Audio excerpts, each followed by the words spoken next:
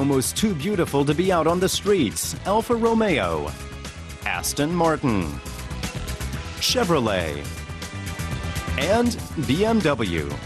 These cars all bear the signature of the company Italdesign from Turin, the daring visions of chief designer Fabrizio Giugiaro. Some 850 employees help him to turn his inspiration into reality. The company works on at least 150 projects a year. The inspiration starts from this very bad drawing. I mean, must start for this point, which is the base, which are wheels, position of the engine, and ergonomy. Around this, we spend a lot of time on this white paper, and the inspiration comes from the white paper. These creative brushstrokes are then turned into high-tech. The pencil sketches are scanned into a computer. The basic design is then given virtual shape and form.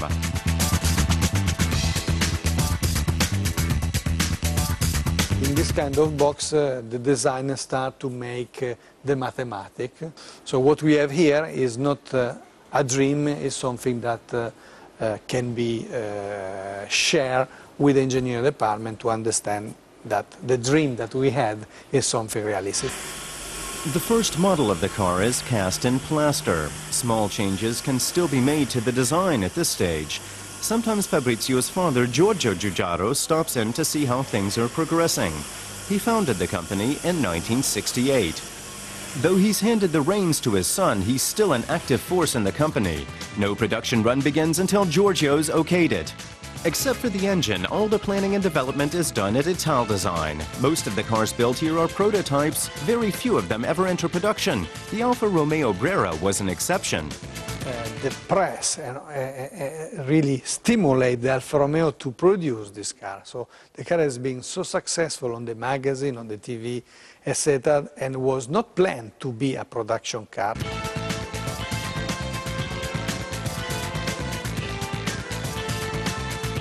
We try to do our best in the good taste, that we call really the good taste what is for us Italy, Leonardo, Michelangelo, etc. Italdesign hasn't shaped the face of Italian cars alone. The Turin-based company works for car makers around the world. They also designed a fun car for famous photographer Helmut Newton. It can be seen in an exhibition of his possessions in Berlin. Newton's car has a boxy shape like the Fiat Panda, the car Fabrizio prefers for everyday use. This car, too, is one of his designs. The design is important more in this car than in the other, because a car that must be for everybody, less sophisticated, so very popular. It's difficult to do popular car. And there's another car Fabrizio is especially fond of. For years, Italdesign, led by Giorgio Giugiaro, worked on producing more angular prototypes, in contrast to the round forms popular in the 1960s. In 1974, the work resulted in the first Volkswagen Golf. So it's important to understand what people need and to understand that we are not doing a sculpture, something not so sophisticated intellectually, but something that people understand everywhere. And the Golf was really the most popular car we ever designed. Italdesign could also write automobile history at the Geneva Motor Show this year with designs like the Alfa Brera, the new Fiat Croma, and a Mitsubishi SUV. But Fabrizio says he doesn't actually enjoy the moment the cars are unveiled. When you finish the car, you see at the end just the mistakes. When the car is finished, I would like to change it again. That's something that I had from my father, never satisfied. So Fabrizio Giugiaro gets right back down to work. Dreams of future cars are still floating around in his head, and he wants to get them out onto the road as quickly as possible.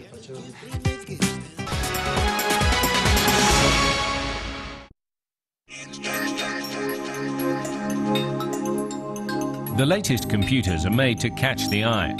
Designers insist that the digital machine of the future will be much more than just a powerful calculating and communications device. Whether colorfully lit up or encased in plexiglass, they're so completely futuristic they're hard to recognize as computers. Alternatively, computers, monitors and keyboards can be presented in an elegant wood finish. German company Holzkontor is one manufacturer.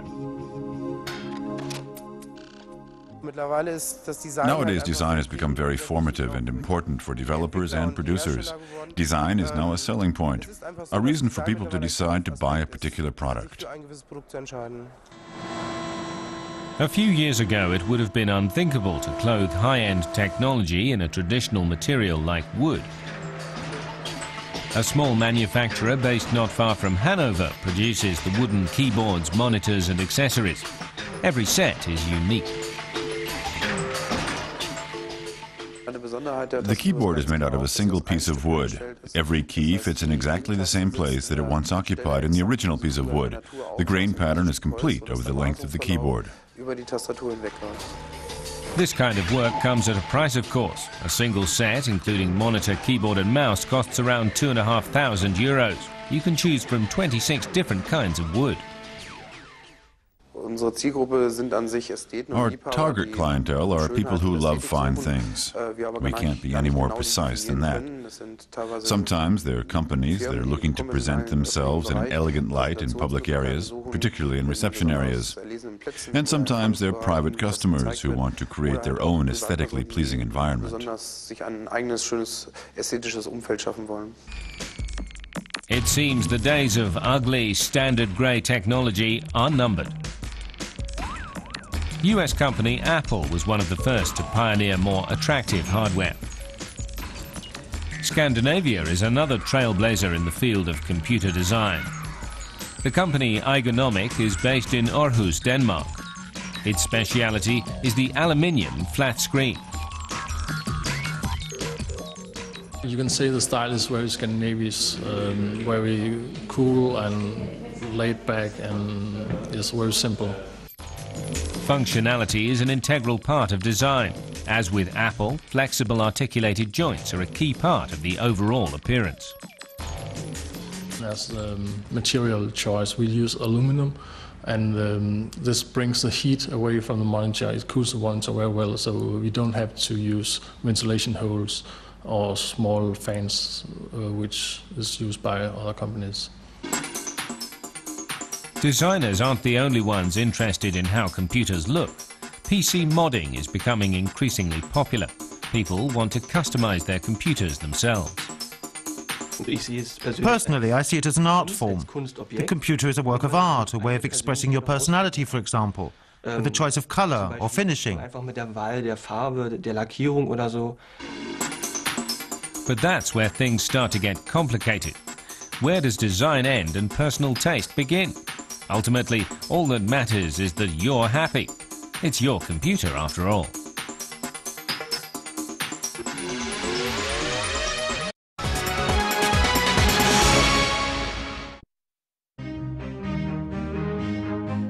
The Coste Hotel in Paris transports you into a world of times long past. The reception area could be a palace drawing room from the era of Napoleon III, 150 years ago.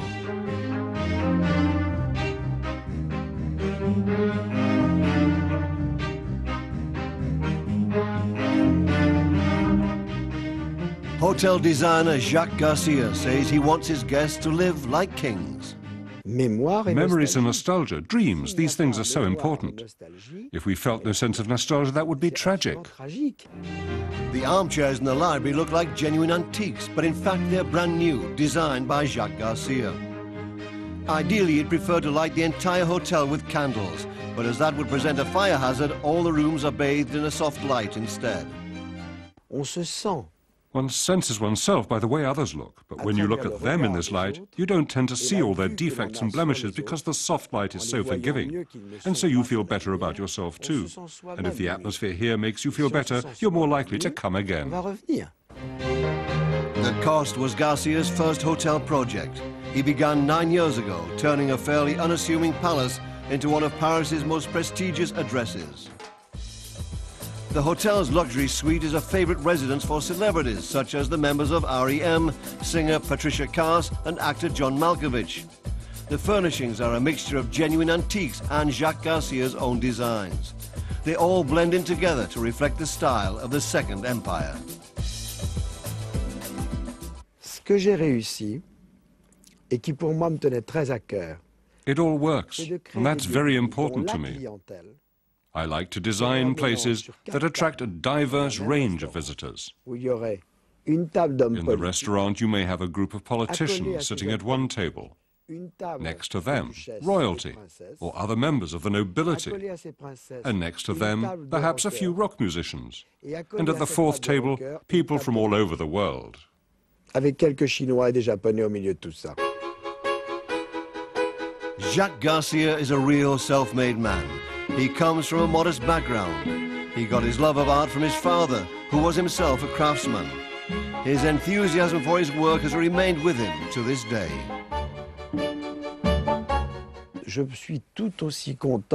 I'm just as happy when I discover an interesting object which is expensive and difficult to purchase as when I find some little thing at a local flea market, which costs a couple of francs, and which I then have on my bedside table and can no longer bear to part with. It's all the same for me. I see no difference. Garcia's latest project is the Royal Monceau Hotel in Paris, a 5-star deluxe residence in the heart of the French capital. No expense has been spared for the royal suite, as the price reflects. One night here will set you back €5,500. Garcia's based the hotel's elegant Le Jardin restaurant on the design of a Napoleonic tent. The circular form offers the guest an uninterrupted view of the hotel's landscape gardens. The gourmet restaurant Carpaccio, once again the luxurious ambiance stems from the creative imagination of Jacques Garcia. These small 18th century mirrors come from a palace in India. Now they adorn the royal bar. I think that true luxury is the ability to possess things, to have a feel for things which have an unusual sensitivity, and to be able to understand them in all their nuances better than other people. That, for me, is true luxury. The luxury is inside us. Le luxe est en nous. Creating luxury for others is what Jacques Garcia loves to do. But he says, on the other hand, he could be quite happy living in the simple surroundings of a monk's cell.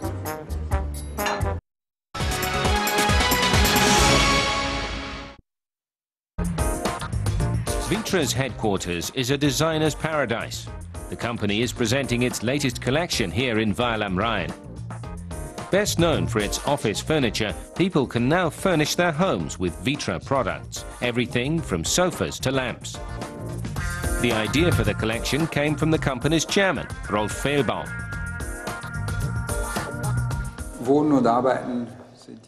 Living and working aren't such separate areas of life as they once were. People work at home and also want to feel at home while they're at work. For us, living means active living, and that makes things much more interesting for us too.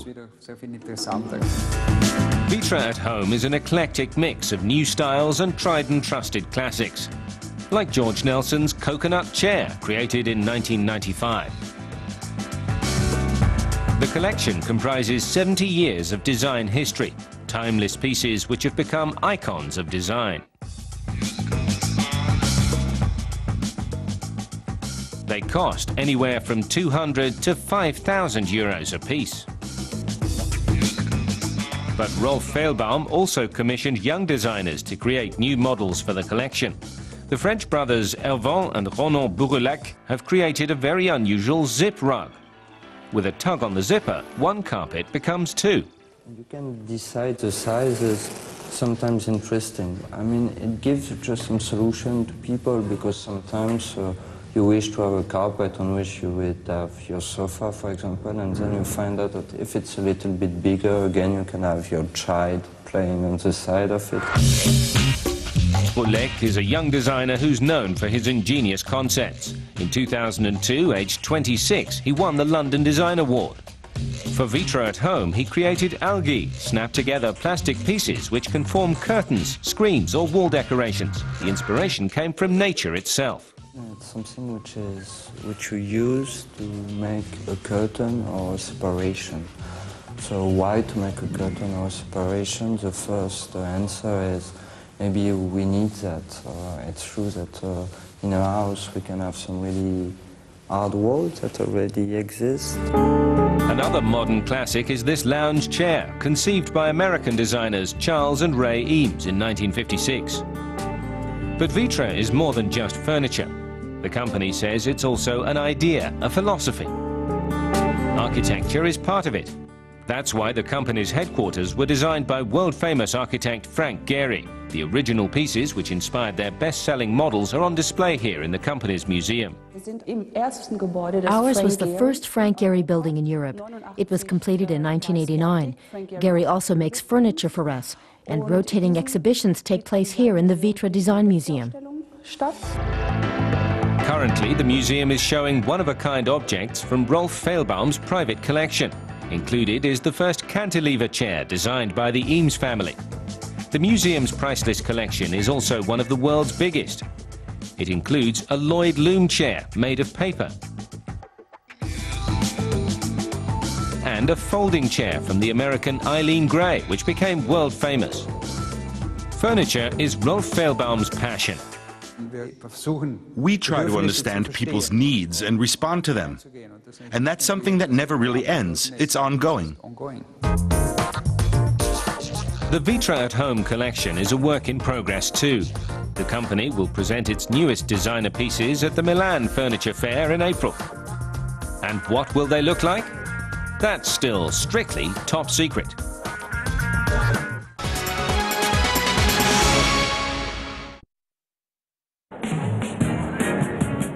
Essere e sembrare, be and appear. That's the motto of this year's International Furniture Fair in Milan. Minimalism is a thing of the past. Now customers are being offered a greater choice of form and fabrics. All the rage, new plastics and lots of bright colors. Driade, a family-owned Italian company, has been a successful trendsetter for years. Their last coup? The MT series by Ron Arad. Innovative design and experimental material, a highlight of the trade fair.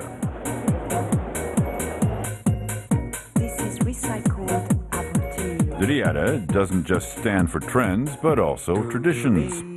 Away from the fair, the company is presenting its classic Driade Aleph collection at its headquarters in Milan. Just like in a collector's apartment, Driade exhibits different styles alongside each other, which together combine to form a sense of harmony. This is partly thanks to Antonia Astore. She co-founded Driade 37 years ago. We all sat down at a round table to try and think of a slogan, and we came up with change through continuity.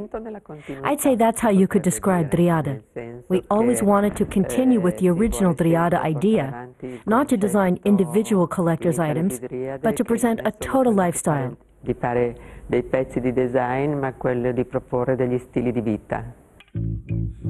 The Driade style is created in the company's offices south of Milan. This is where the products of the future and the ideas of numerous designers come together. One product from the creative think tank, the Deauville armchair, made of polycarbonate. Or the Boeing upholstery series. The pleated leather covering gives the armchairs a special finish. Members of the second generation of the Driade family have now become part of the designer team. 33-year-old Elisa Astori, Antonia's niece, is responsible for marketing and hiring the company's designers.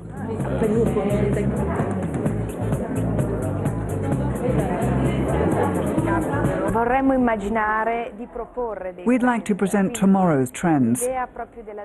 Driade's idea is to track down the new movements in the world of design and present what is new and different. We spend a lot of time looking for new designers and designs. With considerable success, Driade made star designer Philippe Starck famous the world over. Today he's a member of the Driade family.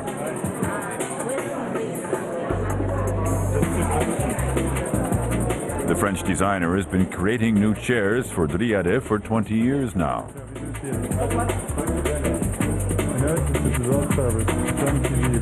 I don't know, it was an anniversary, but if you tell me, yes, 20 years, yes, sure. Sure, when I start to work with Driade, I was 6 years old, and now 26, yes, it's that.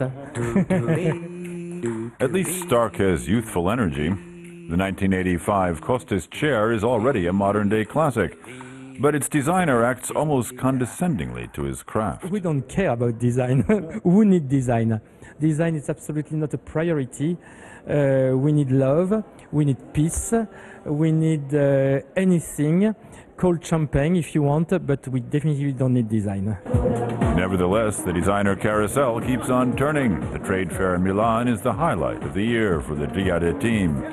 The combination of talented newcomers and world-famous designers has made Driade a successful designer laboratory with a keen feel for the zeitgeist.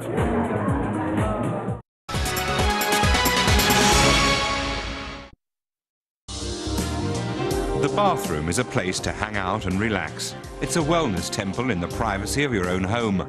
The times when bathrooms were purely functional are a thing of the past.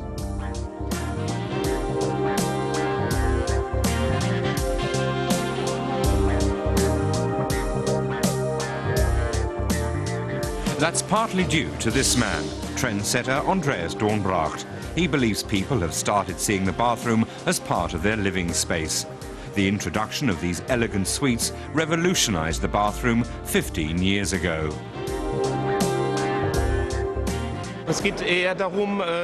It's more about developing a new ground plan, which allows us to experience and live out our personal rituals to the full. That can be done whatever style is chosen, whether it's minimalist or opulent. His creations are the non-plus ultra of the designer bathroom. Customers have to shell out at least 200 euros just for an original Dornbracht tap. Complete ensembles can cost six-figure sums. Dornbracht is the world leader in premium bathroom fittings, with annual sales of 120 million euros. The first time we addressed the subject, people weren't very understanding. But if you want to be an innovator, then you have to come up with something new. And you have to give people a chance to come to terms with it. And that's what we've achieved over the past few years. Designers from around the world have discovered the possibilities offered by the bathroom. The latest hit comes from Italy, a fish tank. This is a simple wash basin, but it contains an aquarium with a real fish, and it's possible to get and to clean the aquarium in this hole. It's simple, nice, and we hope all the people can enjoy this product. And this is the rising star in the world of bathroom designers at the moment. Sandra Leubken is visiting the world's biggest bathroom trade fair in Frankfurt. Water is central to her vision of the bathroom of the future, even if that means getting wet feet. In most bathrooms, I'd say everything is done to make sure things stay dry. I wanted to turn that around. More space should be given to water so its full effect can develop. That's why the basin is overflowing. It's water that's in charge here. Philippe Starck is one of the most famous designers in the world, and his influence has been widespread. The 56-year-old Frenchman comes up with designs for almost anything. He turns everyday things into luxury items. He was one of the first designers to take a closer look at the bathroom, doing so in the 1980s, with his own simplistic way of looking at things.